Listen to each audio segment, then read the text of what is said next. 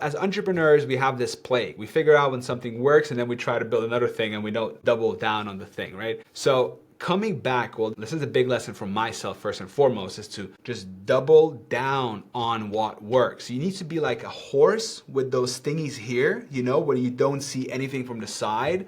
You need to protect your focus and you just need to do the same thing over and over and over. Don't reinvent the wheel. Don't try to build new systems. Like if something is working, bro, double down on this fucking thing. Go harder. Figure out how to do it faster, better, bigger. If you think you reached the cap, you're just 3% in.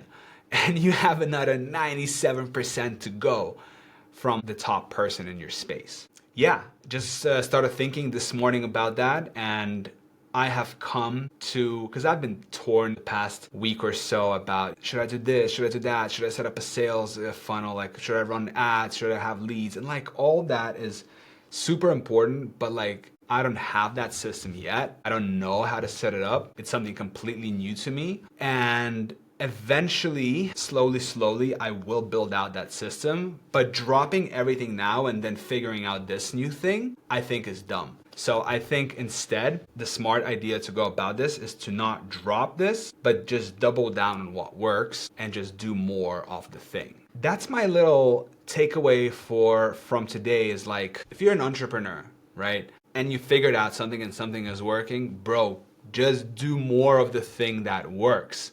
Don't reinvent the wheel. And it's hard, man. It's hard because you're gonna come up with all these reasons like, oh, this and that. But you need to, when I say you, I'm talking about first and foremost for myself. I need to double down on the thing that works, right?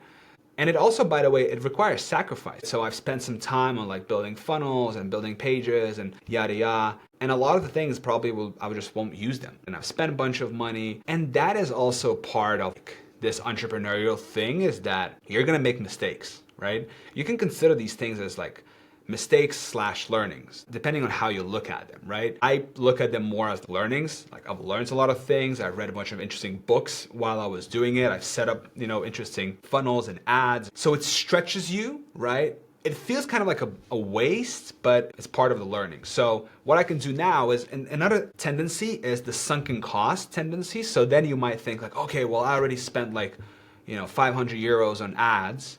And then you might think like, all right, I have to continue doing it just to get one lead and get the money back or something. But it's like, just take the loss, take the cost, take it as a learning, and then just like cut the ads and just like focus.